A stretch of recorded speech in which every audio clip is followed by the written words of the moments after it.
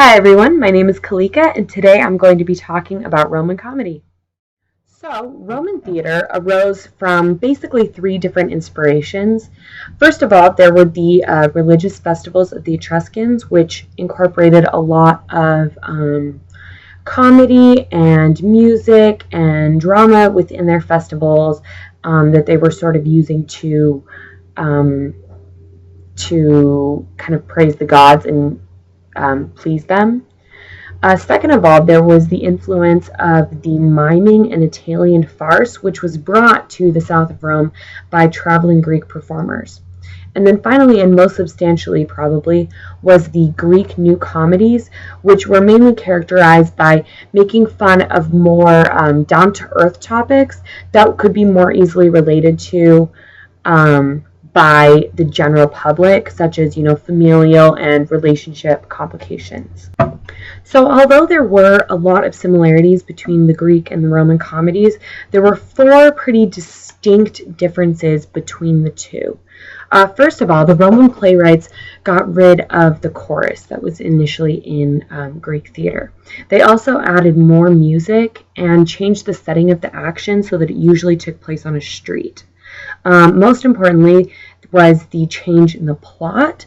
The Roman comedies usually emphasized more eavesdropping among the characters, which led to a lot of complications and misunderstandings within the plot. So the two most influential Roman playwrights to be writing comedies at the time were two men named Plautus and Terence. Now Plautus was the first of the two and the more popular one. He lived from about 254 to 184 BCE, and like I said, he was the most popular playwright of the time. His scripts were characteristically loud and robust kind of entertainment.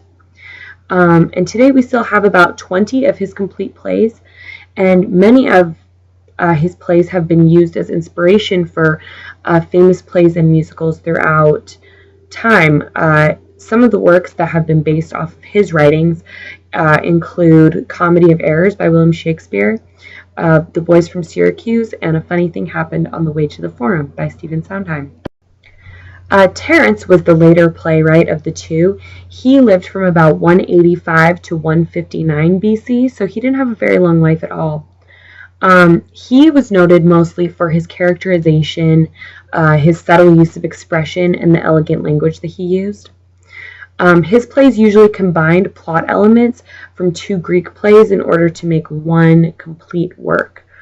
He was often criticized for this, and people who were against his shows usually use this as a critique that he wasn't using his own original material, but that he was actually using stories that had already been written.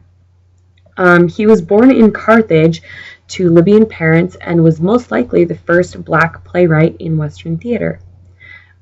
He was initially raised as a slave in a white man's house, but this man brought him up around a lot of dignified and educated people, and as he began playwriting, these became his audience for his shows. And because of this, his plays were mostly appreciated among a more educated audience and not generally popular among the plebeian public who preferred a more lively, simplistic kind of humor. And we have all 6 of Terence's plays surviving today. So yeah, that's a little bit of history on Roman comedy. Thanks for tuning in. See you next time.